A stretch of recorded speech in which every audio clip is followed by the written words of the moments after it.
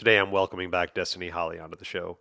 Our topic today we're going to talk about is how pleasure can help heal your relationships.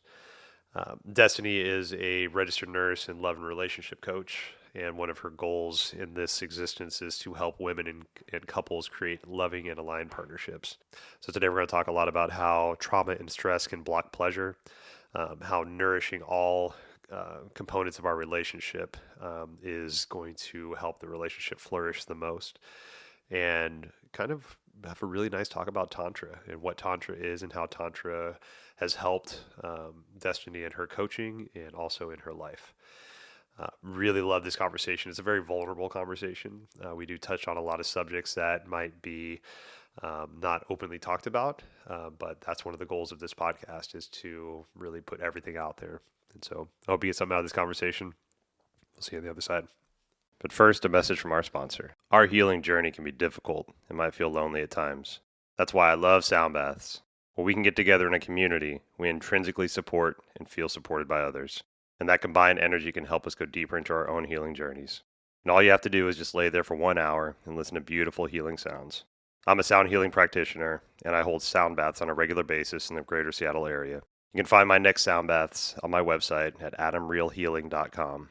That's Adam, A-D-A-M, Real, R-I-E-H-L, Healing, H-E-A-L-I-N-G.com. adamrealhealing.com. Your healing is worth your time. And now an uninterrupted podcast with Destiny Holley.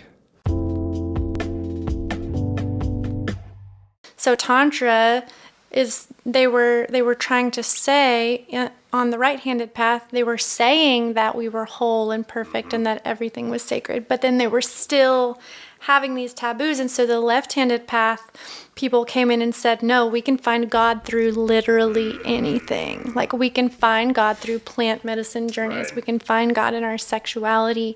We can go into these like deep, dark places, and God is there, like wherever we look. You know, when somebody broke that down to me and it gave me that perspective of like God is in everything, and it just made so much more sense, because like, I mean, I grew up in the area where like sex was almost demonized, just like it wasn't really talked about, mm-hmm. right? And so it was always kind of hush hush and all this mm-hmm. stuff, and especially in the South, God mm-hmm. was all over that shit. Like, God mm-hmm. doesn't know no anal sex, no this, no that, no all, all these stipulations that mm-hmm. God had. And it never landed to me, mm-hmm. But when somebody presented God as like, not this person you crawl to and beg forgiveness, but God's just like, hey, look what Adam did. He'll learn. Yeah. You're doing great, Adam. You're fine. It's like, that's the God that I want to like hang out with. Mm-hmm. The God's like, hey, dude, great job pleasuring that person right mm-hmm. there. That was awesome. Did you feel me? I felt you, right? Yeah. It's like, great, awesome. Let's do that, right? Yeah. And so, Carl Jung, who coined the term the shadow, mm-hmm. he was a left-handed Tantra study practitioner. That makes sense. Right? Isn't that so cool? Fuck yeah. And I liked Jung and I liked Tantra separately, and then I found that out and I was like, oh, this makes so much sense why this is my favorite psychological method, because it's about bringing light to the shadow. Jung mm-hmm. is all about bringing light to the shadow, and a lot of the work in Jungian psychology is about going into the shadows and bringing love and acceptance to like every part of yourself, mm-hmm. which is so tantric, and that's a lot of the work that I do in my practice. Is like, it's honestly, where are the parts where you're rejecting yourself or your experience in life, and where do you have to go to accept that? Where do you have to go to love that even and find pleasure in it? Yeah. Which is where things get really fun sometimes. And people don't trust that they'll be able to do that. Yeah. And still, like, come out the other side, respectable and loved and belonging. But what actually happens is that once they come into this acceptance, it's like these other parts that are, like, tense and clenching and in rejection actually relax. And you don't lose, like, it's just giving more choice. So maybe before there was this clinch and restriction because I thought, like, oh, I don't want to be perceived as a whore or something, if I'm out being sexual with people, and there's this restriction. So, I'm going to like dress this way and I'm going to not have sex outside of marriage or something. Mm-hmm. And then once you go in and you do shadow work around that, you might find yourself with with like more of a choice. Maybe you don't think if you had sex with a bunch of people or whatever, right, that would make you a bad person and unlovable and belonging. And so you might come out of that and you might decide to go and live a life where you're, experiencing more sexuality, or you might just continue to be who you are and dress more modestly, right, but without the hatred of that part of you. Right. Without the story written about that. Right. Yeah.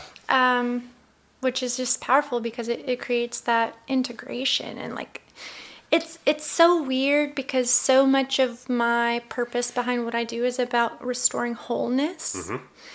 And whether that's to the individual or the relationship. And it's such a interesting term, because if I, as the practitioner, am already seeing this person as whole the second they come in the door to me, then sometimes it puts me in a mind fuck, because I'm like, how am I restoring their wholeness if they're already whole? Right. And so sometimes it's interesting to communicate, but I think what it's really about is helping them perceive their own wholeness. Yes. It's like, I perceive it already. And what I'm there to do is help them to perceive it and experience it and feel it in their bodies. That's beautiful, right? And I think that's one of the best things an external person can do for somebody going through their shit, is looking at them and say, no, you're perfect.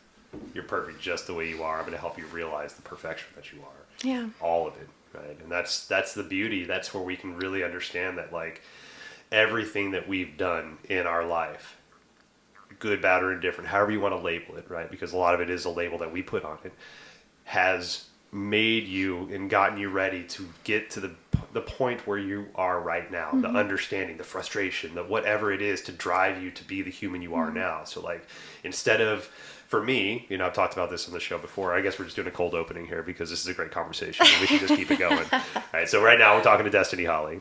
Destiny's been on the show multiple times. Today we're going to talk about how pleasure can help heal your relationships. So Destiny, I love you so much. This is great. And like literally, I just hit record like 10 minutes ago, and we had this great conversation. So I'm like, we'll just keep this going. So real quick about Destiny. So one of the goals she has is to help women and couples create a loving and aligned partnerships between themselves. And, the previous episode that we had you on was about sacred sexual healing. And just, I love your approach to this healing modality, to Tantra, to couples, to individuals, to divine feminine, to divine masculine. Like, you're awesome. Love you so much. So thank you for being on the show. Continuing the conversation we just had, like, there's so much pressure put on individuals to act a specific way, and we don't even realize that that's kind of the box that we're being put into. And this is one of the things I love about the freedom of expression happening in our time right now, with the acceptance and the embracement of the LGBTQ communities and the different sexualities. This is the unabashed non-judgment. Be you, be a fucking unicorn. Like, be everything that you want to be, right? Just make yourself happy. And I think we've been so constrained for so long about the self-acceptance that it's like bursting with like everything that self-acceptance wasn't, right? And we're just embracing everything that possibly could, right? Because sometimes when we put so many constraints on things, as soon as those constraints start to get lifted, it blows up, right? The old adage, you got to blow it up to rebuild it, right? Things are being blown up in the most beautifully colorful way right now, with the self-expression and the embracement of love and different genders and different ideas of what genders can be, that eventually we're going to come into like an understanding of, okay, this is settling in and we now understand this, but it needed to blow up. It needed to do that so we can understand that, like, this shit isn't working anymore. Mm-hmm. I don't want to just recognize as a male, a white male. Like, I want to recognize as, I want to have the freedom to explore what I want to recognize as. And that's just an example, right? And I think that the generations we have growing up right now, I love they have the freedom. I love hearing a 6-year-old saying that they're recognizing as transgender or recognizing as a different gender that they're born with. They might not stay that way when they're 20, right? But that's a great idea, that idea has even been planted in their head that they have the opportunity to choose or understand like what's internally inside of them. Yeah, we're really in an incredible time where we are being encouraged individually and collectively to really step into our most authentic expression, whatever that is. And historically, there's been so much repression around things like sexuality, homosexuality, identifying any way that is outside of the standard that people have defined already. Right. And so yeah, I think that we're stepping into a time where people are not tolerating that anymore. We're gaining more and more recognition that acceptance of our authentic expression is so pivotal to our mental, emotional, spiritual health that as a society we're not willing to repress just to meet the societal checklist anymore. Yeah. It's really beautiful. Yeah. And when you kind of can look at the idea of, we're all one, right? You're me as much as I am you. You're just a different interpretation of God's will, right? And this is him living that life through, or that person living that life through you. When we can understand that, like when I got that understanding, and like it's been taught to me forever, told to me, and it's still like something that like maybe I don't fully embrace, but I get it now more than I have before. And so with that understanding, when I see somebody expressing their full person, their full being, right? That's just unabashed. This is fucking me. There's like a breath of fresh air that I can take because I don't have the confidence to do that. But that's me in a different form, right? Just like I'm that person in a different form. So like for me, when I see that, I'm like, yes, please embrace it because like I don't feel comfortable doing it yet. So to see somebody work into that and to walk into that space and like, this is unabashed, unapologetic. This is fucking me. Take it or leave it. I'm going to applaud you. That level of compersion is so beautiful, and it's something I do too. So compersion, feeling joy in another person's success or pleasure, and it's sort of the opposite of jealousy.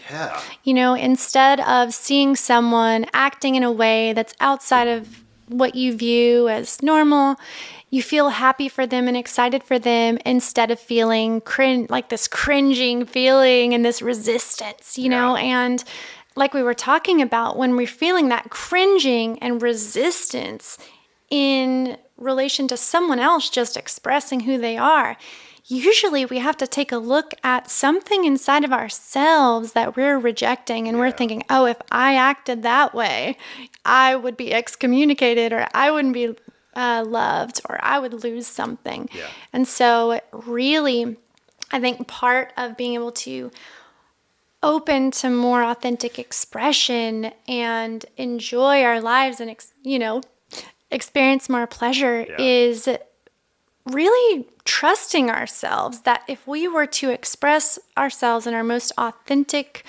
nature, that it would be true, that we wouldn't go totally off the deep end and start doing things that don't actually feel aligned. Right. Because a lot of people are afraid that if they go down some path, they're going to end up going down a rabbit hole and acting in ways that aren't aligned. So trusting yourself that you're going to act in ways that are aligned, and then also trusting that you're going to still be loved. You're still going to be accepted. You're still going to have that belonging, which we all need. We all need that sense of belonging.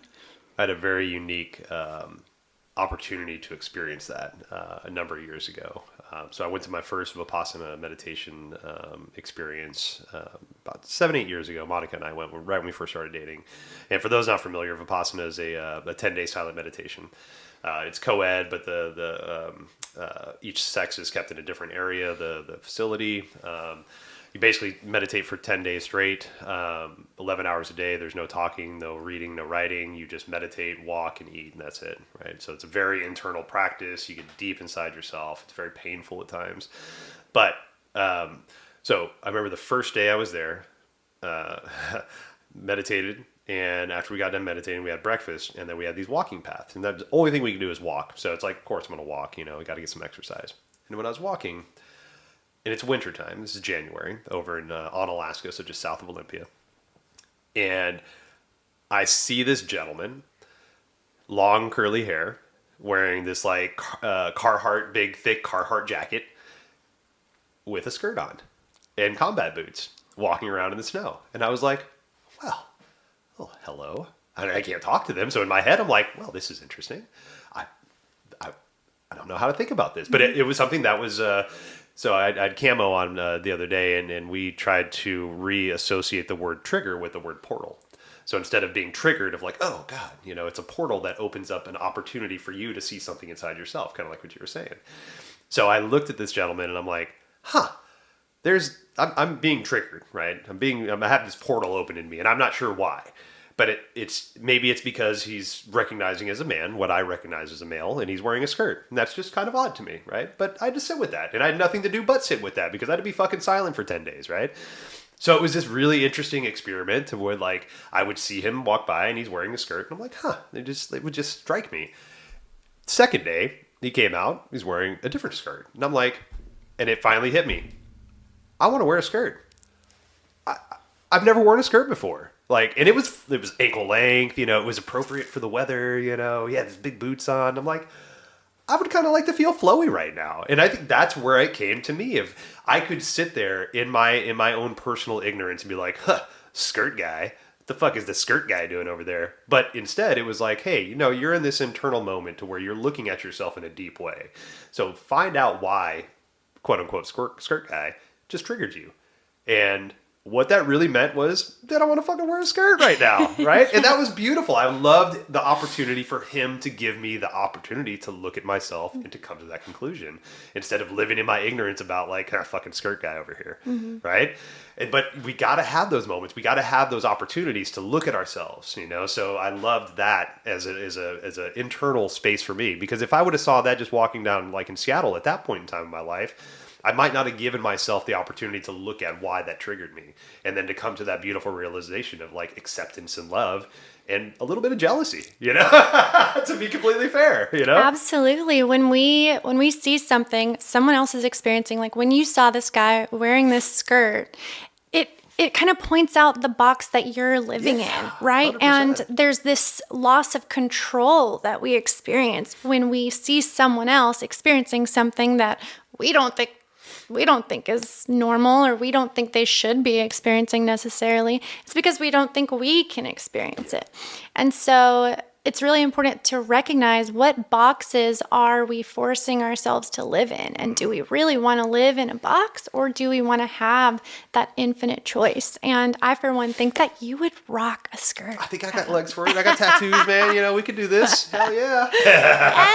Yes, I love this. And I think that this flows really, really well into our conversation today, because really it's about feeling confident to experience life in the way that you want to. If you're going to get joy or pleasure out of wearing a skirt or a certain hat or getting that tattoo, whatever it is, where can you create more freedom to experience the things that you truly enjoy and that bring you pleasure in life? Because pleasure can be so healing. And whenever I talk about pleasure, I want to be really clear here that I'm not just talking about short-term gratification, going out and, just using substances to derive pleasure, or, one-night flings to derive pleasure, even though if that's what you're wanting to experience and that's aligned, more power to you. So I really like to talk about pleasure in a balanced way, where we're considering both short-term gratifications that are not detracting from your overall health, and also long-term pleasures. So like, what are you doing to create an overall more pleasurable experience in your life? Are you working towards passions and projects that bring you pleasure and aliveness? Are you getting that massage that has been on your to-do list? Are you going out dancing? Are you creating art? Are you following those little impulses that you get of, it would be so nice to go on that walk or spend time with that friend? Or are you just kind of putting it at the end of the to-do list and saying, no, I don't ever have time to do these things, which so many people do. Oh my gosh, very much so. There's actually something I want to talk about real quick, which, since you said the word impulse, because when we start to experience our passions, sometimes it can feel impulsive because we've diminished it for so long that it's like, it's like, dude, you need to do this, right? There's no question, like, do this thing. So for me, like I've actually been thinking about this for a while because it kind of came up in a couple episodes ago. But impulse to me is your unchecked intuition that's screaming like, "Fucking listen to me," right? And sometimes the impulse can feel impulsive, right, and feel like not cohesive and not checked because we're not listening to our intuition. And when we're not listening to something, it starts acting out, right? And even though that impulse, if it was an intuitive impulse, it could have been something more productive maybe for you. But because you're not listening to your body, it just starts to scream. And all of a sudden it's like, wait, I didn't mean to have a one night stand with that person. Shit, I thought we'd actually have, no, now, okay, well that's where it is now. But okay, listen to my body from here on and let's find out where that impulse came from, that intuition of, I want to be loved. I want to feel pleasure. I want to feel held, right? I want to feel whatever it is. I want to, but listening to you instead of pushing that shit down like we've been kind of taught to do. You know, my kids are both in school right now, and you know, pretty much from the time of kindergarten, you're taught how to fit in this box that we just talked about. Sit still, talk when you're talked to, raise your hand if you want to be spoken to, get good grades, be polite, right? Be in this fucking box. Don't explore your intuitions. Don't explore your impulses. Don't do, no. Sit down, Johnny. It's not your fucking time. And then finally we get to the age of 18, 19 when we're finally out of school, maybe go to college, but there's so much pent up, like, I don't want to do this anymore shit. And I think we're seeing that a lot now with our generation, but also with this younger generation of like, they're fucking not. And I embrace that, right? Please don't. Be the people that change. Be the people that accept everyone. Be the people that are okay with having like whatever version of pleasure that you want to have. And just take the fucking story away from it. Because when we can live in that authenticity and that story goes away, then we can really embrace the pleasure of life that it is.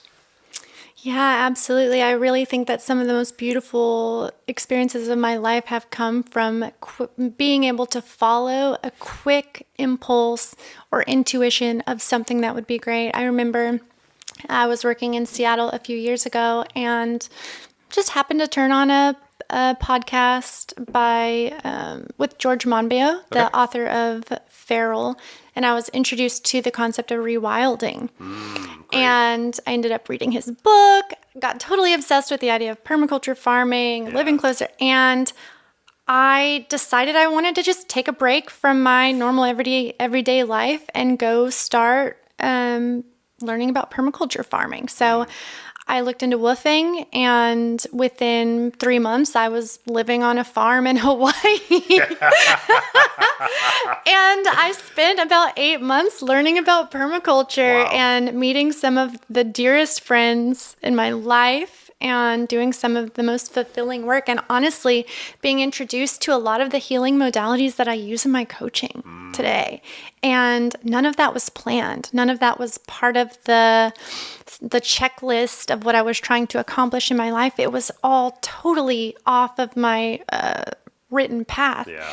And yet it was one of the most profound experiences I've had to date and has completely shaped my life into such a passionate experience. Yeah. So I am with you 100%. We have to follow those intuitions that tell us there is something deeper here. There's something bigger here I'm meant to express in another way. And it really is what brings the meaning to life, I think, following these intuitions and these inklings, because if we get so focused on what the path is supposed to be, we will go through our entire lives with our heads down, looking at this set of rules that we're supposed to be following, and we'll never get to look up and actually experience the ever-changing, evolving world around us. It really is the key to our creativity and being able to experience life fully as it unfolds. Yeah.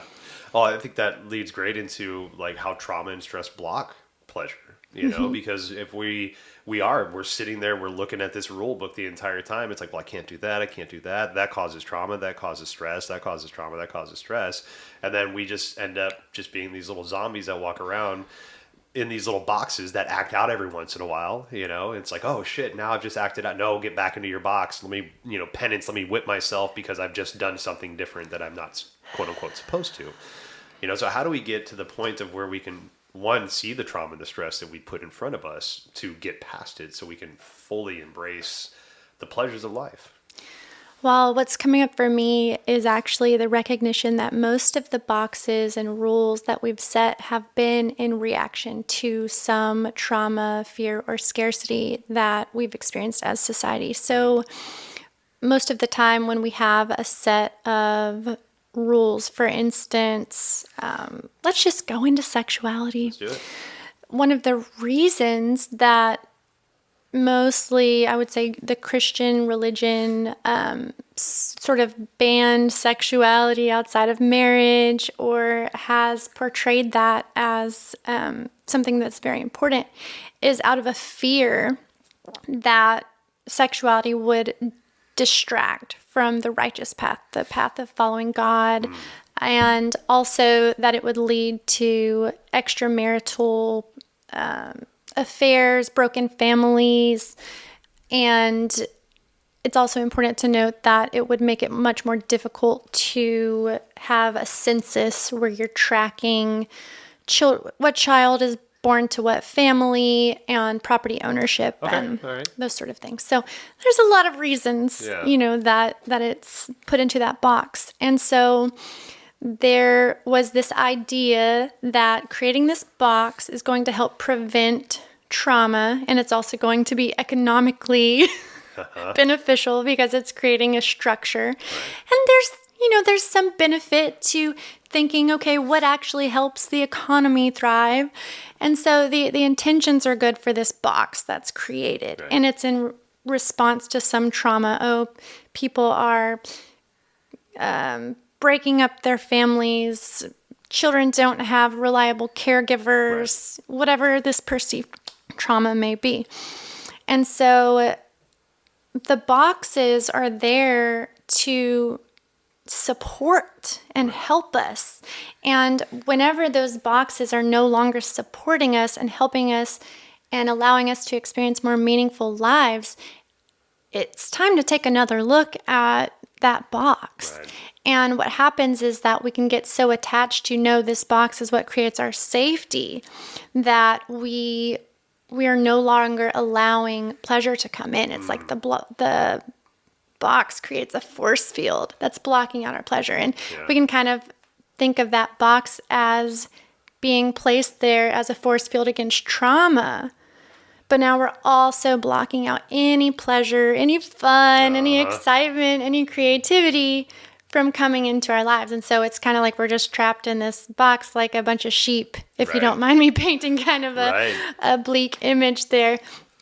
And so it's really important that we find ways to go in and gently heal this trauma so that we can restore choice, like we were talking about earlier. So maybe that looks like coming in and reevaluating what parts we actually need protection from, and what parts are we just hanging on to old fears and old paradigms. And we can actually create a nice big fence into this open meadow and let ourselves just like run out and experience the freedom of the nearby pasture that's now turned into a field of beautiful flowers and needs to be frolicked in over time. Yeah. Well, I think that's, I mean, you said it great, the intention, right? And a lot of this stuff starts with the best of intentions, but the intentions too get put on the masses, not on the individual. So with the intention, it's like where our intention is to protect the masses, and sometimes the idea is that individual might not be part of the mass, so that individual gets pushed aside because the mass needs to fit in this box. And I think there's enough individuals now to be like, no, we're not in this fucking box anymore, right? Let's just, like, the boxes, everybody's looking at the box and they're like, nobody wants to get in that box anymore. So let me see if this lands with you. I heard this theory a while back about sex in the church, and it kind of landed with me. And I'm not one way or the other about church and stuff like that. Like, I have my own opinions, but the theory that I heard was the reason why the church is so against sex is because that's a direct pathway to God.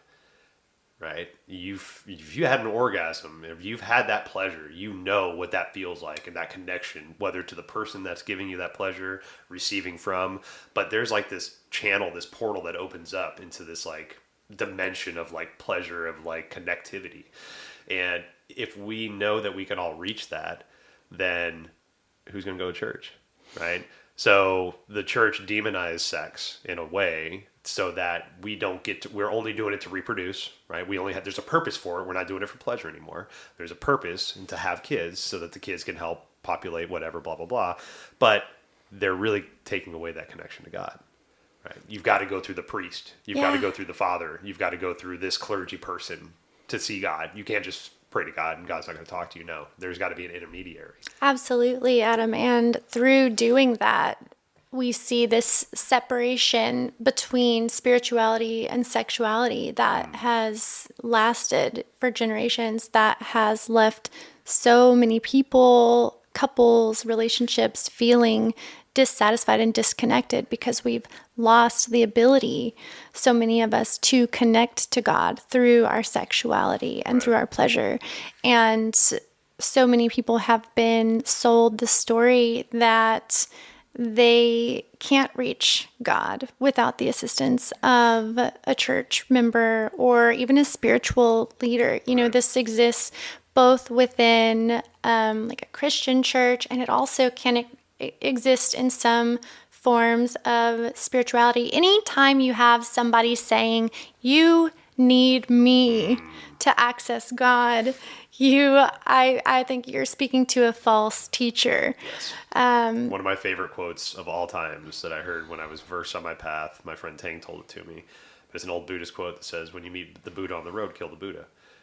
Just for what you said. If somebody comes up to you and says, hey, I got your answers, follow me and we'll take care of you, get fucked, right? Mm-hmm. No, that person does not have your best interest in mind. The person that wants to help you, you'll probably find them because of some kind of like connection that you've had. And then that person will just like give you just a little bit of advice, but also know that they're not there. You know, one thing that I tell my clients all the time is that I am not your healer. You are your own healer. I will hold space. I will give you tools. I will provide the most peaceful experience you can on your journey, but it is your journey, not mine. Right? So that's you.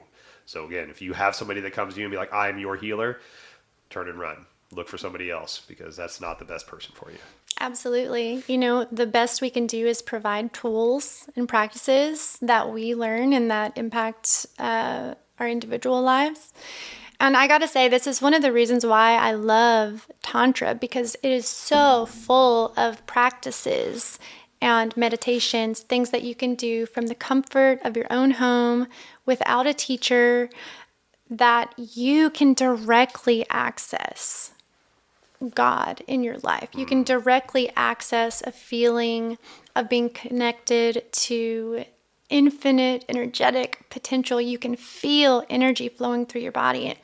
Just to give a little history about Tantra, this is an ancient Hindu philosophy that basically says everything in life is sacred. God is in everything. It is about weaving together supposed opposites that we perceive into one. And so when you hear the phrase, we are all one, yeah, that's an ancient tantric philosophy. Right. The tantrics were the first people to say we are all one. And actually the entire lineage of yoga comes from the tantric lineage. And what most people perceive as Tantra today is related to the left-handed path, which says you can access God through sex, you can access God through ritual, through nature. There are no limits. You get to experience your life and you get to relate to God and find God however you want to. And it especially emphasizes finding God in the taboo places.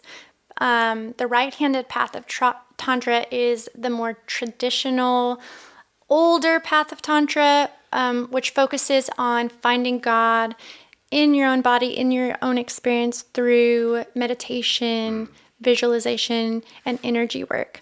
So both paths focus a lot on those practices, and then the left-handed path, which is the path that I follow, also emphasizes a lot of work with self-pleasure, breath work, and finding God through the process of love making and experiencing orgasm with a partner. And they chose this because it is in such a direct opposition to so many people at the time. So many religious leaders have been out there saying, you can't find God in sex. Right. You can't experience God if you're experiencing sexuality. This is the most base, primal, sinful act that, you can imagine. Right. And so the tantrics were just the ultimate rebels in saying, no, I'm sorry, but I can find God wherever I want to. And this is why I love sharing this work with the people that I work with, both women and couples, because if they realize they can find God in their sexuality, then I feel like that is a key piece to being able to find God in everything else. Like if you can find him there or her there, God, goddess, however you relate to that energy, you can find it anywhere in your life. And you can start to recognize that all parts of you are also worthy of love and worthy of being perceived as divine. Yeah. I think that might be one of the underlying things that both draw people towards Tantra, but also scare people away from it, because their inability to feel they deserve love and to feel like they deserve pleasure, and that's something that I had to wrestle with for a long time for myself in my own journey, was that, those stories that we create in our head about what we've done and nobody knows but you, blah, blah, blah, these thoughts, blah, blah, blah, whatever. Nobody can love me. I'm not lovable. I don't deserve pleasure. I don't deserve love. And whether we realize we're telling us these stories or not, I think that's a lot of underlying kind of narrative in this world right now. And so kind of like we were talking about earlier, it's like when you see somebody live their full divinity, that could be something very porthole-esque for you. Of been like, why the fuck do you get to live in your full divinity? I'm over here paying taxes. I got a fucking mask on. Whatever the fuck just happened, right? Why do you get to walk around with it, like, all in your freedom and shit? And like, if you have that feeling, why aren't you? Why aren't you living in your full freedom? Like, ask yourself that question. See why that person just gave you that opportunity to look at that question inside of you and say, you know what? Maybe I do want to wear a skirt, And we know now, thanks to amazing scientists like Bessel van der Kolk, who wrote The Body Keeps the Score, we know now that an inability to experience pleasure or a decreased capacity to hold love or positive experiences can be directly related to traumatic experiences.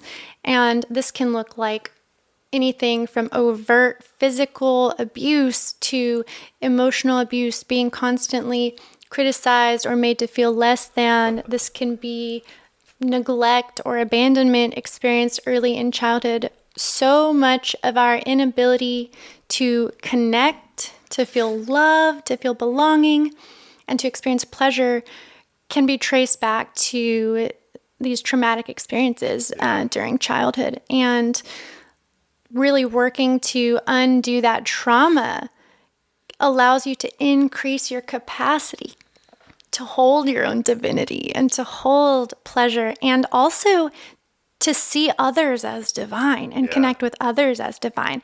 If you are limiting the amount that you love yourself or you allow yourself to experience pleasure, it's inevitable that you're also going to limit the amount of pleasure you find acceptable for those in your life to experience. That's a bold statement. I love that. There's an article I read not too long ago talking about the workaholic mentality that we have now, like the go, work 7 days a week, 24 hours a day, blah, blah, blah. And that's idolized. I mean, look at people like Elon Musk and like all these people that are, quote unquote successful, like maybe financially successful. They're doing this shit all the time, every day. They're always working. In the article that I was reading, I can't remember who wrote it, but they were talking about how that is a trauma response.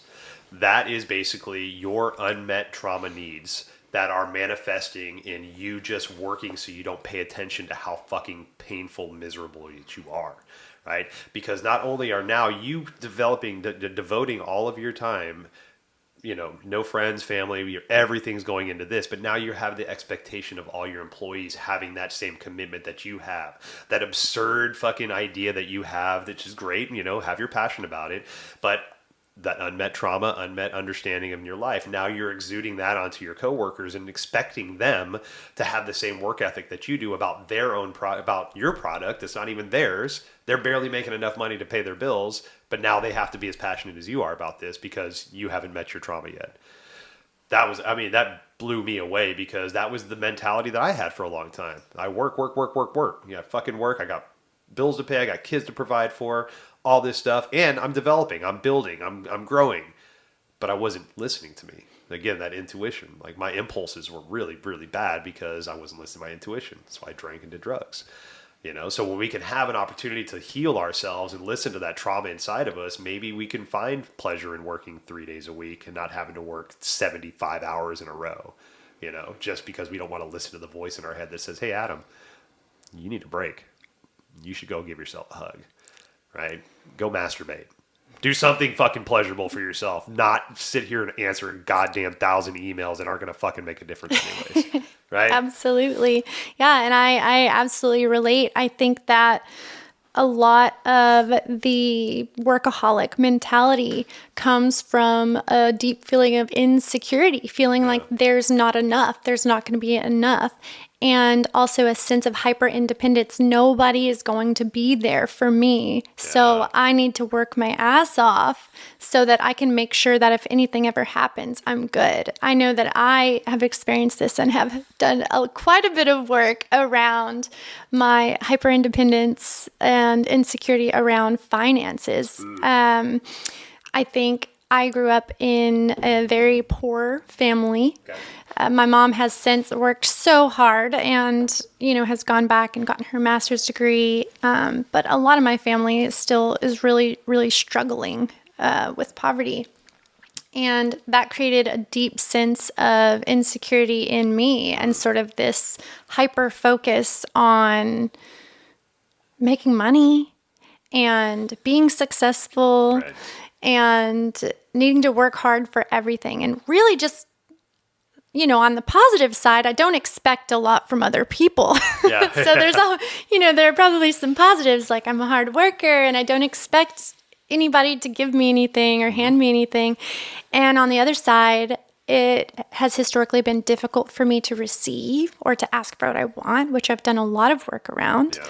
And it's also been very difficult for me in the past to relax and just feel supported and feel held and feel like, I do have enough. I can go and experience pleasure. I can go play. I can just go spend time with friends. I don't need to always be 24/7 working or going back to school or taking another course or always improving myself. I can just relax. And it's been really amazing to be in relationship with my amazing partner because he comes from such a different experience in the world, and he really does have this sense of being supported and loved by his family and really trusting that the ground under him is secure, and if anything were to ever happen, he would be totally solid. Like, he would have a community and family to support him. And I find that he experiences so much freedom to enjoy his life, and still is a very hard worker, passionate and dedicated, but really knows how to relax and receive. And it's been an amazing process to learn to experience more of that for myself as well. And Tantra has been really helpful in helping me to feel that deeper level of security and worthiness of support. Yeah. So when your clients come to work with you, generally I'm imagining they kind of know what you're doing, they know an idea of what the what you're offering, but the word Tantra can be kind of like a shadow word for some people that might not understand the full meaning of it. So how do you kind of approach the idea of Tantra to make it kind of palatable and, something that doesn't scare people away of like, oh my God, sex. Oh, Jesus Christ, Well, I would say that I'm a sex, love, and relationship coach first. Mm-hmm. And so my primary goal when people come to work with me is to help them create more loving and aligned relationships. We're going to work on sexuality. We're going to work on communication. We're going to work on self-image and confidence. And some of the tools and techniques that I use, a lot of the tools and techniques that I use are delineated from Tantra. Yep. And then a lot of the tools and techniques that I use are delineated from modern neuroscience and Jungian psychology. Mm-hmm. And so the tantric practices are really the how. Most of the time when people come to work with me, they're more concerned about the what. And so most of the time, they just want to get there. And so when I explain that Tantra has laid out a very scientific pathway to take you from feeling clenched and tight and tense and disconnected in your body to feeling open and loved and connected and energized and turned on, it really only takes one practice or one session for them to tangibly feel that, which I typically will offer a complimentary session when someone comes in and says they want to try out my work. And it really speaks for itself. Wow. And that's one of the things that I love about Tantra is that it's very practice-based.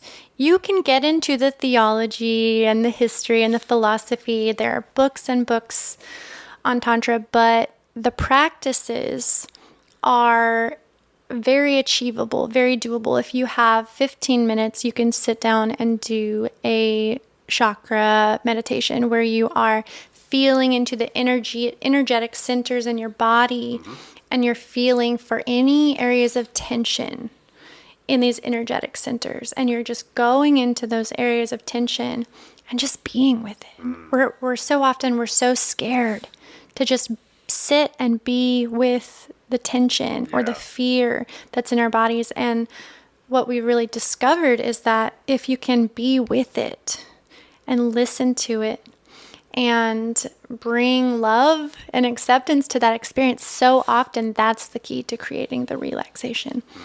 In relation to these different energy centers and also in relation to all these different parts of ourselves that we've talked about that we can tend to reject or repress. It's just being with that part and bringing acceptance and compassion to it. I think there's, you landed on something really that's top of mind for me is the ability or inability to sit with sensations. And when I first started doing my big journey into exploring different types of plant medicines outside of cannabis and psilocybin, so like Sananga, Hape, there are these big, intense moments, right? So Hape, for example, it's not a hallucinogenic. Right? There's not like a prolonged experience, but basically you're blasting mapacho tobacco up your nose, right? And so it's a very grounding experience. It's like you just put tobacco in my face and it's in my nasal cavity and I've got nothing to do but sit in this, right? And it is intense. It makes your eyes water. Sometimes there's purging involved as far as throwing up goes, but it's beautiful for me. It grounds me. It takes away the stories in my head. It puts me right here. And Sananga burns the shit out of your eyes. It's supposed to clear out your inability to see clearly, all the stories and stuff like that again. So you can see beautifully clearly. But it's intense. It's like putting jalapeno juice times 10 in your eyes. But you have to sit with that sensation. The more you fight it, the worse it gets. And so my buddy Ian talked to me about that, and he was like, this is the reason why I sit with these medicines, because of humans' inability to sit with sensations. Good, bad, right? So even like intense pleasurable situations, it's like, oh my God, okay, we're done. Let's stop that now, right? Tickling or something like that, right? So in that tantric work, do you feel sometimes that is that kind of that pause from allowing ourselves to be fully embraced is that sensation and that intensity? Like we're so used to instant gratification, here and gone. Now, no, wait, I got to sit with this? Oh, holy fuck. Right? So is that like a hurdle you have to cross with some of your clients? Absolutely. And I would say that the ability to sit with experience and sensation is probably one of the foundational practices of Tantra. Meditation, being able to sit with your thoughts, experiences, and sensations, and experience them and then let them go. Yeah. Experience them and then let them go is the foundation of a strong meditation practice. And one of the most important components of experiencing orgasm, which is something that many of my clients come to me for assistance with, is being able to experience more pleasure and more orgasm in their sexuality, is to be able to sit with sensations, both uncomfortable and comfortable. And one of the biggest things is being able to either sit and relax into a sensation or move energy. So at times there may be an uncomfortable sensation. Something that comes up often for women that I work with is that they will be in an intimate space with a partner and they just cannot relax. And oftentimes it may be a physical discomfort or there may be an emotional discomfort. And so if there's anything that's unresolved in the relationship, oftentimes that will come up during a sexual encounter. And it will be experienced as a tightness or a tension in the female's body. Yeah. And I think this could be true for males as well. They could experience that, but I'm just speaking to my direct experience, and I've heard this more from the females that I work with. And so a couple of ways that we can meet that tension and actually relax into more pleasure in the experience. There's always the option of talking about it. Yeah. You know, we pause, trying to advance into more physical touch, and we say, hey, like, this is coming up for me. Can we talk about this? And I like to encourage that this can still be done in a loving and sensual way. So being able to talk about things while maintaining a regulated nervous system is really important. And that means being able to sit with the sensations that are coming up for you. So rather than meeting a conflict or conversation that's coming up with heightened arousal and trigger and agitation and defensiveness, being able to breathe and just sit with the sensations that are arising in your body. You know, most people experience some sort of physical sensation when they hear the words, hey, can we talk? You know, maybe there's a little chest tightness, the stomach tightens. It's like, oh God, what is this going to be? Yep. Being able to breathe and regulate our own nervous system by slowing down our breath, maybe even some soft, like, self-assurance. I'm okay. I'm safe. We're just having a conversation. It's okay for us to have this conversation. Really trying to regulate that nervous system so you can receive, so you're not in a fear response. And the same goes in a conversation as during a sexual event. So if you start to get those tense places, breathing into them. What is this tension? What is this maybe trying to tell me? Is there something in the relationship not being addressed? Right. Is there something I'm needing? So breathing into that. And you can either bring that up as a conversation, or you might even be able to feel into that and resolve that internally for yourself. So as a woman who may be experiencing this during a sexual encounter with your partner, being able to feel that tension, breathe into it, and then give yourself reassurance. If you're in a safe situation, reminding yourself, I am safe. Right. Maybe even reminding yourself, I'm loved. I love myself, and I'm with this partner who I know loves me. Right. Breathing that into that tension as a reminder and an affirmation. And then we can move into some other practices we can learn through Tantra, involving deeper breath work. So slowing down the breath, slowing everything down is going to help regulate that nervous system.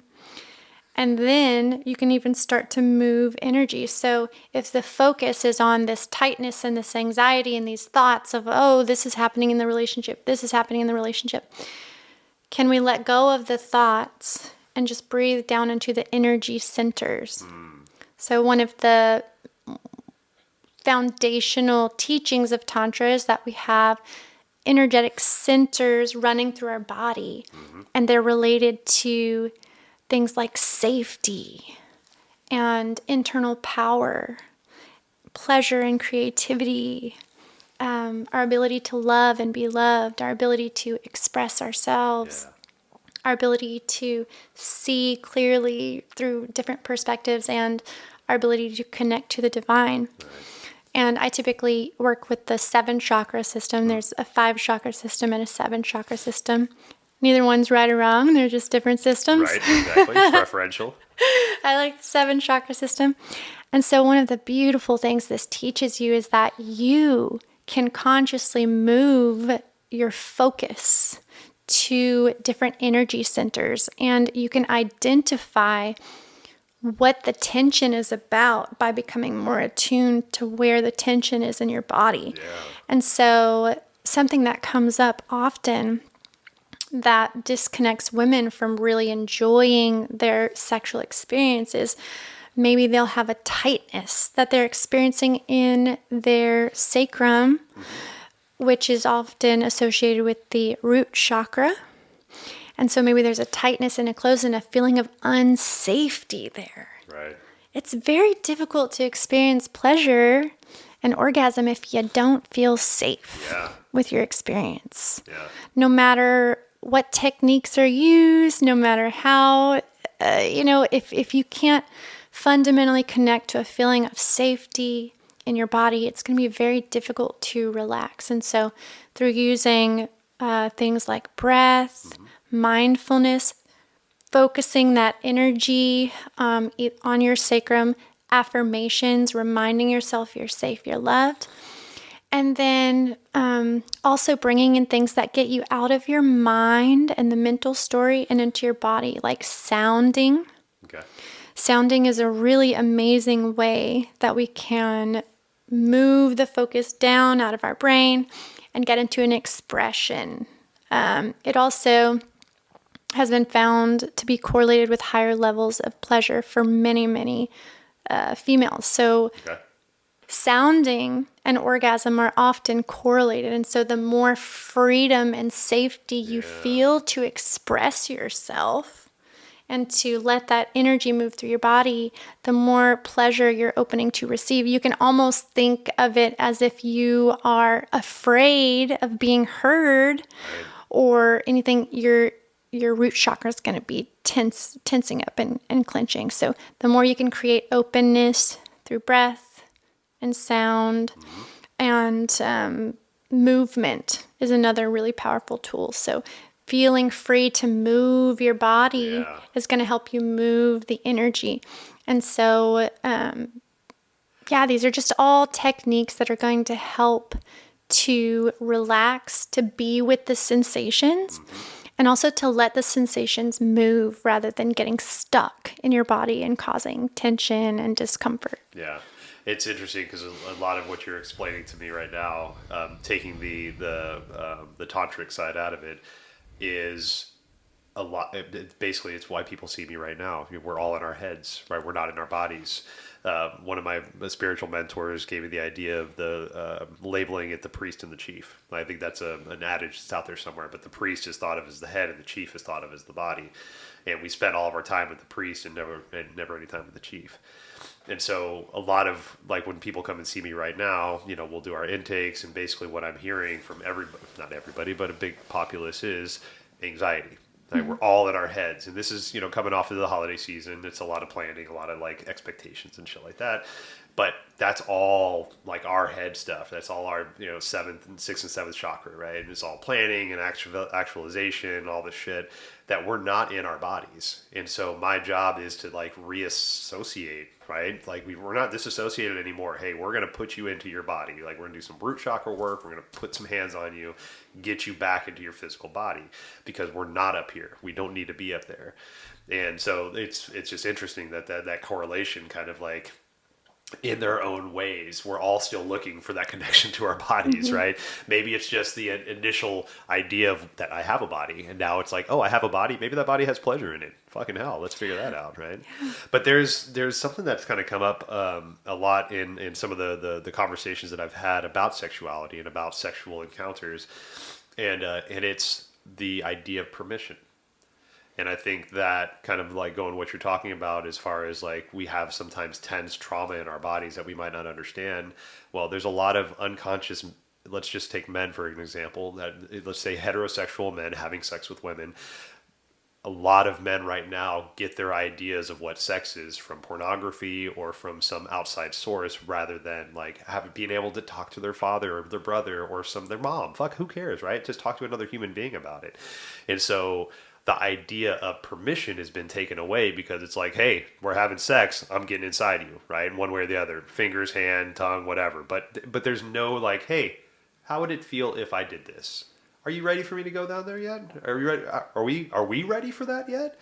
And that, I remember the first time, I think Mahina is the one that brought that up, and it hit me like a ton of bricks of like, I don't think I've ever asked. And that hurt me. It's like I've been respectable in my head to all my sexual partners, but I can't remember a time that I've ever asked for penetration. Is it okay for me to go inside you now? And that gave me a whole different perspective. And so is that kind of maybe some of that trauma that these folks are feeling that they've never been asked? It's just like all of a sudden it's like, oh, sex, this is part B of sex is insertion. Cool. Okay. I guess we're doing this now. Absolutely. And when we start talking about consent, so you're saying permission, which is another way of talking about consent, which right. Consent culture has really grown beautifully here in the last 50 years or so. Yeah. And so essentially we're getting better and better at communicating, checking in, and asking before assuming that someone's ready for penetration. I do think that this is a beautiful, beautiful practice, and that it allows a woman to feel a much deeper level of safety. She has the chance to check in with herself to ask, am I ready for this? Yeah. It increases the level of respect. She often will feel as though she has more choice in the matter. And, this is something that is just coming on the tail of generations and generations of women not actually having a say in when sexuality occurred. And, it's painful to talk about these things. And a lot of people maybe think, oh, this isn't relevant anymore. Women, we have our rights now.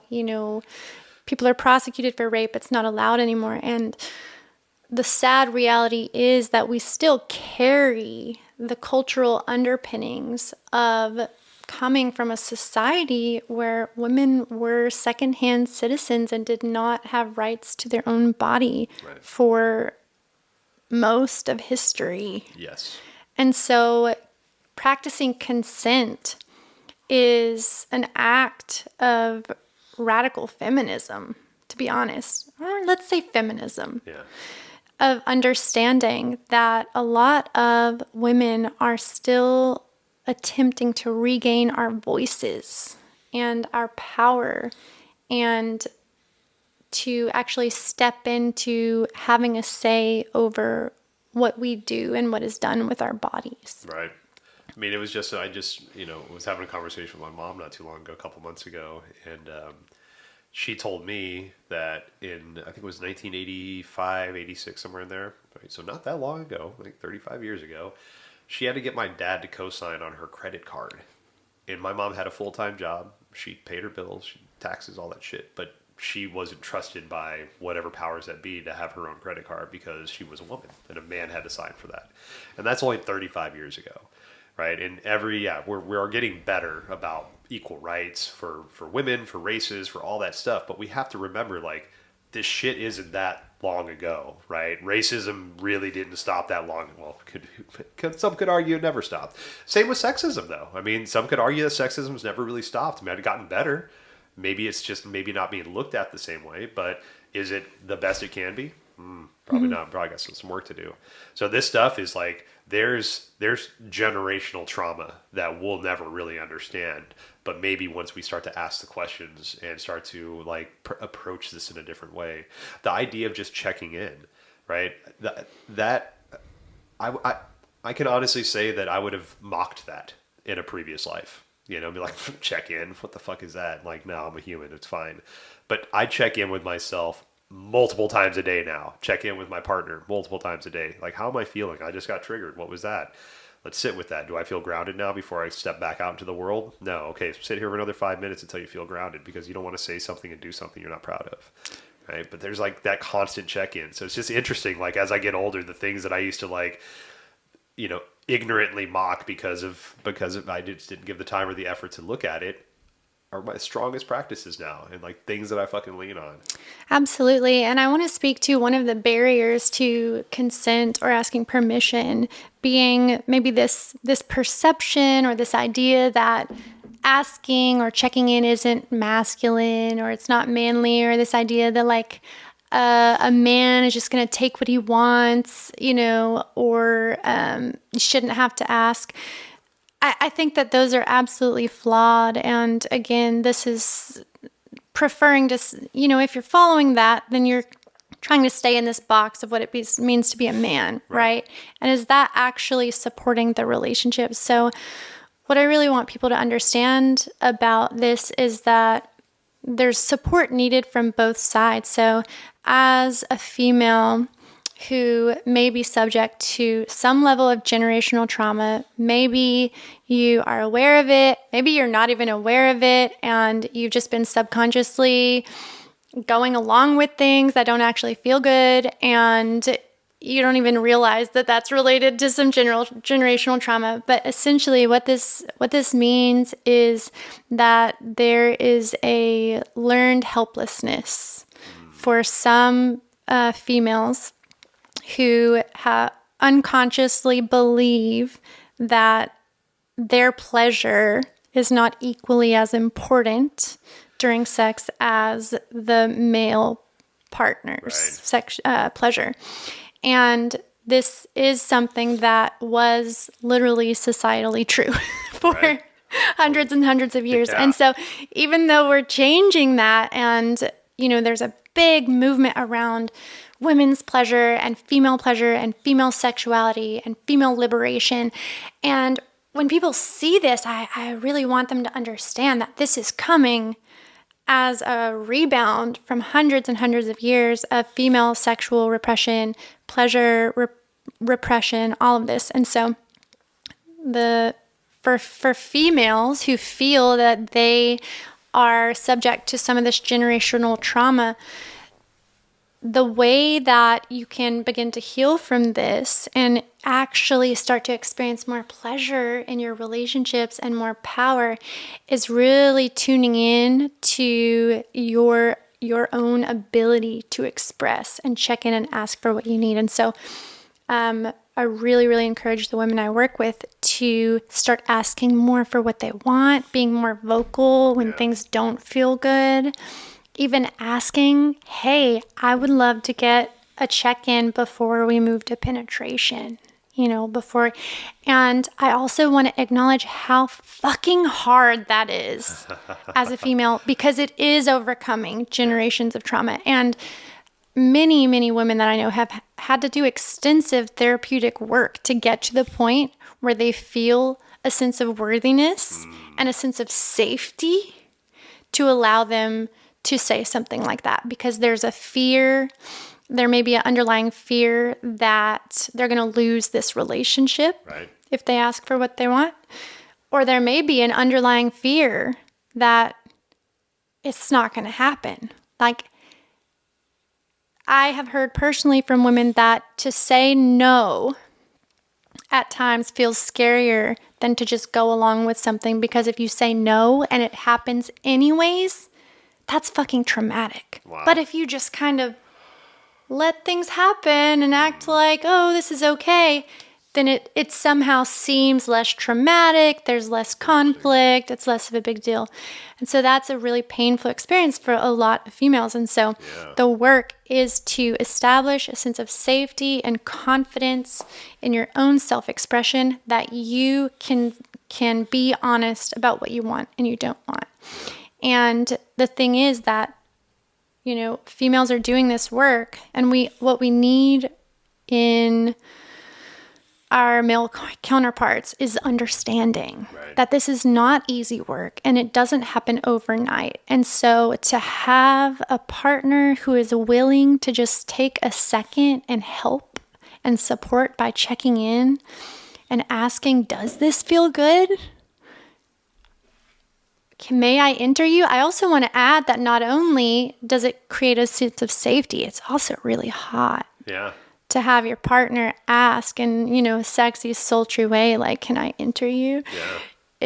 It's really honoring and it's really supportive. And so that's the work that I see from both sides. And I really do feel like doing this work is one of these examples where, in order to get to more pleasure, we kind of have to go into the pain point a little bit, you know?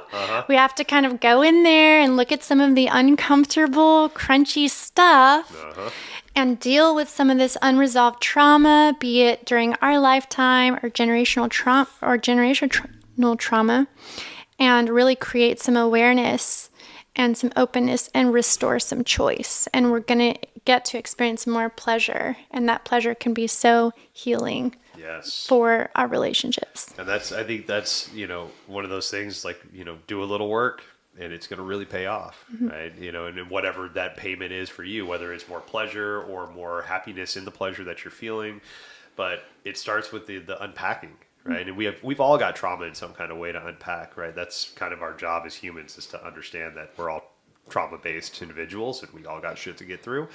But the more we start to unpack that stuff, the more we start to really get into the human that I am and the one that I'm really happy being. There's a lot of pleasure that has an opportunity to present itself there if we can get out of the way of it and embrace it and see it for the loving joy that it can be, instead of like the demonic, you know, shadow side that it's portrayed to be at times. You know? Absolutely. And being able to get to the other side and experience pleasure, whether you're going in deep into trauma and unpacking things so that you're increasing your capacity to feel pleasure, or whether you're just taking simple steps, like going on a walk because you feel stressed and tense in your body. All of these little things that we can do to create more instances where we're filling our own cups, whether as an individual or as a couple, we're going to see benefits in the way that we're relating. The more we are under stress and tension without any reprieve, the more we're going to be showing up in our communication, feeling defensive, feeling scarcity, feeling lack, and fear. Yeah. Fear that things aren't going to get better. Yeah. So pleasure really is medicine. For individuals, for relationships, and it's really important that we're doing both types. We're doing simple pleasures that are easy and attainable, that we can go out to every day, whether it's a favorite bowl of delicious fruit, or whether it's a self-pleasure in the shower, or a simple walk by the water, or whether you're going in and doing some of that deeper work to increase your capacity to experience pleasure. And I think both are very, very important. Yeah. I thank you for extending the maybe perceived definition of pleasure, because I think the way that we've kind of been skirting around the definition is through sexuality, but that there's pleasure in, like you said, walking my dog. Like, I can sit here and justify working for hours and hours and hours and justify it all, but also I need to spend some time with my dog because she's awesome and she wants a little walk too. So can I take 30 minutes out of my just perception of packed day and not do one of the two things that are on my list? I could probably wait till tomorrow anyways, and both pleasure myself by spending time with my dog, going outside, experiencing nature, feeling the sun on my skin, feel a little bit of rain on my head, whatever it is, but that pleasure of experience, right? Sitting on the couch sometimes and enjoying the fact that I don't have shit to do, or I can wait till later and I'm going to watch this dumb fucking 90s movie and I'm going to take a lot of pleasure in that and not create a story about it. And you know what? I might smoke some weed too and not judge myself and be fucking cool with that. Right. But there is that pleasure that I think a lot of us throughout our daily lives, day-to-day lives, outside of our sexual pleasures, that we deny ourselves because we don't feel like we deserve it, we're ready for it, or we have other things that seem to be pressing. So I appreciate you really dialing that in and saying, like, making a sandwich for myself when I'm hungry. That's a lot of pleasure in there. Not waiting till I get hangry and then Monica comes home and says, "What's for dinner?" It's like, "Well, I don't fucking know. You should make dinner." It's like, I should have just had a sandwich an hour ago and been fine. Absolutely. And I really do view it as... I view pleasure as the ticket to showing up the way that I want to. And so I can put my head down and I can grind and I can be working and focused only on the things that I view as productive. Right. And I can do that for a while. And I bet if we were to look at a growth curve, we would see me getting exponentially more grumpy and irritable the longer I did that without doing anything pleasurable or fun or relaxing. Right. And so getting those daily little doses of pleasure, I think, is so key to showing up, being the person we want to be. And to me, showing up as the person you want to be is just as important, if not more important, than what you're doing or what you're producing. And it's certainly more important in your ability to relate with other people. That's beautiful. There's that old adage, if you want to change the world, start with your country, right? And then you go from your country down to your state, then from your state down to your city to community to your household to you. It starts with you. Like, you can't just be like, "I'm going to fucking change the world and be an asshole," right? No, that starts with you. You change yourself, and then that shit starts to exude outwards, and then it gets bigger outwards because the influence of whatever you're doing is starting to influence others as well as them influencing you, and this betterment just starts to continuously permeate throughout. So, like, look at you. How can you make yourself happier? How can you be, this is a hard one for people, like, be selfish at times, right? It's okay to fucking be selfish. It's okay to, like, say no because you'd rather do something for you. It's like we keep giving ourselves too much, and then we feel like, again, we're owed something. And then there's that reciprocity. It's like, no, you owe me because I did this for you. Why? No, let's just, out of the goodness of our heart, I made this conscious choice to do this thing for all of us. And then eventually, maybe one day it'll come back, right? But opening that self up for the opportunity for that to happen. This is so potent, and so much of the time whenever people come in for coaches counseling, for couples counseling or couples coaching, they're often coming in with this thought of, well, I'm going to come in here and this coach is going to help me change my partner because they're acting irritable and they're not appreciating me and they're not showing up and they're not helping with this and that. And this is often what people expect. Like, I'm doing everything right, and they're going to come in here and help my partner realize the error of their ways. See, you are wrong, fucker. And what actually happens whenever a couple comes into work is that both people are going to be tasked with increasing their individual happiness and taking personal responsibility for their individual happiness and refocusing from what they're getting or not getting from the partner and refocusing on what they can give in their relationship. And when both partners are focused on their own cup being full and their own sense of pleasure, whether that's through self-pleasure practice or whether that's through, like we said, going on a walk, taking care of your basic needs, basically you're focusing on filling up your own individual cups. And then we start to think, how can I pour into my partner? Right.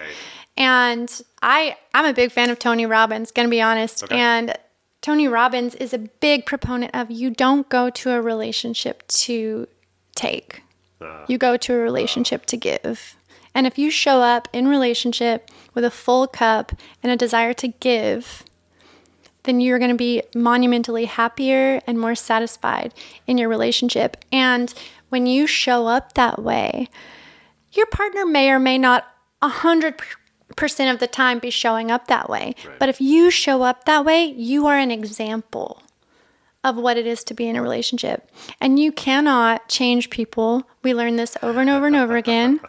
If someone in your life is struggling or not living up to your expectations, you cannot save them. You cannot change them.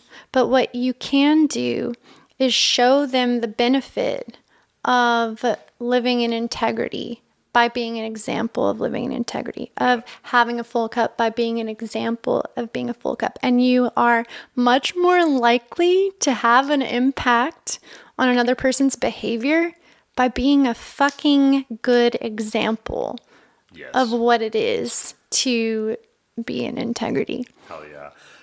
This subject came up a lot when Monica and I started dating, because I've got 2 girls from a previous relationship, and they, I've never had to do this, but I would imagine it's interesting having to inherit kids at a certain age. You're not watching them grow. You're not creating those relationships. You're not creating the pathways of understanding. It's like all of a sudden you have a teenager. It's like, what the fuck? That's jarring, for any kind of, whether it's like a parent or a step parent or a, uncle, aunt, whatever. But the thing that we kind of talk about a lot is you can't force happiness. You can create the container for happiness to be had, but you can't force it, right? And that's a big thing for all of this, right? We can create the container. We can do all the things that we feel are right to create that safety. But it's up to the person that's entering that as well to see if their nervous system responds to whatever you feel is happy and safe, because it might be different, right? We're all built differently. So that was one of those things of like, it's a really good physical example of like, hey, we could be all going to Chuck E. Cheese and get all the tickets and do the ball pit and all that shit. And that seems like fun. It was fun last weekend, but this weekend, she's not into it. She's not into it. But hey, you know what? We're going to still show up. We're still going to create the environment for happiness. If she wants to sit over there and read her book, that's great. If she wants to enjoy, that's fucking cool too, right? We're creating the environment. Yeah. And letting go of the expectation, yes, which is so important, because if we show up and we believe that we are giving a vitally important gift to someone, and it's not received in the way that we imagine, if we have this expectation tied to our generous, selfless gift, then ultimately, we usually will end up feeling disappointed or unseen. And so really showing up to give and create those containers out of abundance, right, out of a place of overflow, and in a way that you don't feel like you're losing something if the person doesn't react in the way that you hoped that they would. Right. I had a meditation teacher one time kind of pound that idea into my head in a weird fucking way. And it was very triggering at the time. And so I gave this person a present. We've been working together for a little while. I gave this person a present. And figured they would like it. I can't remember exactly what it was. And the person received it and was like, oh, this is beautiful. Thank you so much. I really appreciate this. And I'm like, thank you. I thought you would like it. And then that person looked at me in the eyes and threw it in the garbage. Oh, no. And I'm like, what did you do that for? He's like, it's mine, right? You gave it to me. I'm like, yeah, it's yours. Cool. That's where I want to put it. I'm like, but I've released the ego of me wanting to find pleasure in you finding pleasure in that. I've given you a gift. I've given it to you. Now it's not mine. It's yours to do with what you want. He's going to throw it away. Mm-hmm. And he ended up taking it out of the garbage can. It was like a whole, fucking got meditation teachers, they got their lessons that they want to teach us. And it was one of those beautiful lessons of like, no, this is not yours anymore. You've done what you wanted with it. Now it's that person's. They can do whatever they want. And this happens with Monica and I a lot, because Monica's kind of like this like free spirit. She loves to just give things away all the time and, all this stuff. And so I remember one of the first things I gave her was a necklace, and it was nice. It wasn't anything like super meaningful. It was like, I think she would like that. And Monica's free spirit self, like a week later, a friend of hers was over and they're like, hey, I like that necklace. She's like, cool, here you go. You want it? And she gave it to her. And then Mom looked at me and she's like, oh my God, you just gave that to me. I'm like, I don't care. It's yours. You do whatever you want with it, right? My job is done. I've given the gift. The gift is now yours to do with as you wish. If you want to throw it away, you want to melt it down, if you want to give it to your friend, whatever, man. My job's done with that. Yeah, absolutely. But it's an act to get to that point to where you can release the freedom of your expectation of what is going to be done with the thing that you've just gifted. Right. And we're all human here. And so if you do give a gift and it's not fully received, you may encounter some emotions. You may feel some sadness or hurt. And so how can you be with that experience and own your own pain and your own hurt without projecting it onto this other person? Right. Oh, they're inconsiderate. Right. Oh, that was wrong of them. No, that's not necessarily the case. It's just that I am feeling hurt and I need to be with that. I need to soothe myself. I need to regulate my nervous system and remind myself that, okay, even if they gave away my gift and maybe didn't like it the way that I wanted them to, I'm still lovable. Right. I'm still thoughtful. It's not that my gift sucked. Right. Yeah. Right. Exactly. Yeah. But it's that check in again, right? Checking back in with yourself. Why did that emotion just pop up? Where am I feeling that? Why is it there? Can I be grounded from here? Can I listen to my heart a little bit more? Okay, now, cool. Do I feel like going back into humanity again? Cool. Yep, I feel good. Let's do this, right? We're going back out. And I think it's important. So we were talking a lot about letting go of expectations when we show up to give. Right.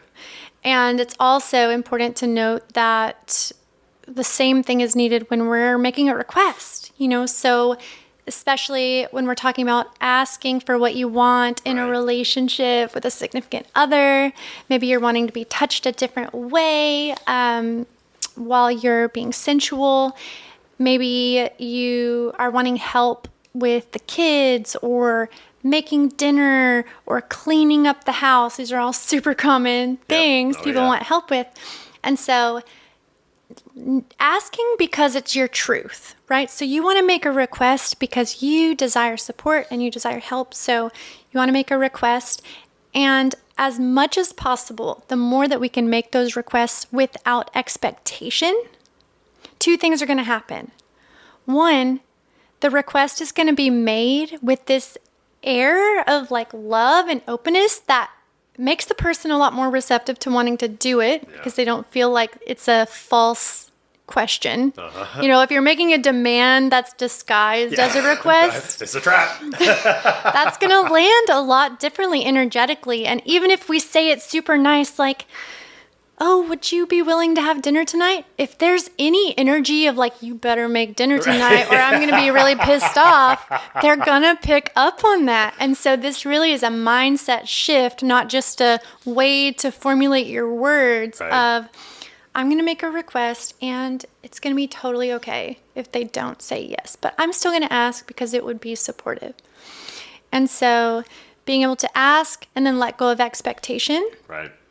Is both going to get you more of what you want. People are going to be more receptive to your requests. And in the case that they can't meet the request or don't have the capacity to, you're going to be able to return to a state of nervous system regulation and wholeness and feeling good rather than in a state of anxiety or in this mental headspace of oh, they don't care about me because they didn't make dinner, or all these other stories that go along with that expectation of they should be doing this thing for me because I asked. And so really just learning to give, learning to receive, and trying to do so from a full cup is what allows us to release that expectation that goes along with it. There's a line from a Macklemore song that said, expectations are resentments waiting to happen. And it rings so true. Self-expectations, expectations of others. We put these thoughts out there of oh, that person will show up like that. And then they don't. It's well, fuck that person now. Well, did you ever tell that person you wanted them to show up like that? Or did you ever say that this is what I'm expecting or wanting from you? Then leave it alone, because now we've created stories, we've created trauma in ourselves. We've created self-traumas by not being able to explore our voice and say, this is what I'm looking for, this is what I'm expecting. And now we've just created animosity inadvertently, Yeah, absolutely. Checking in, being honest. It's beautiful. It's beautiful. Well, you are a joy to talk to. I just love our conversations. So as we start to kind of like wrap up our conversation today, is there anything kind of like any last little layers you want to throw on this beautiful talk about openness, checking in? I mean, we've covered a lot of beautiful topics today. Yeah, I think I really just want to leave with a reminder here that being in a relationship doesn't mean that you stop caring for yourself. So often we go into a relationship and we get totally consumed by the we. And when we start to neglect our individual pleasure in life, we start to lose track of that chemistry and that connection that so magnetized us to that connection in the first place. And so focusing on finding ways to fill your individual life with pleasure and then bringing that full cup over into your relationship is really what's going to help make it sustainable, what's going to help make it full of love and really create the alignment that most of us are craving. Let's breathe into that for a minute. That's beautiful. That really is. And I think we can get a little bit closer to that, and then I think we're all in a good place. So thank you for doing what you do to help us get closer to that, for this conversation, for the personal work that you do. I really, really enjoy our conversations. I look forward to having you back in the future. Thank you so much, Adam. I'm looking forward to it too. Thank you so much for spending time with Destiny and I. Please check out the show notes for any links to get in touch with Destiny or myself, or to continue learning about Tantra or how pleasure can help you heal your relationships. Obeisance and love. We'll see you all next time.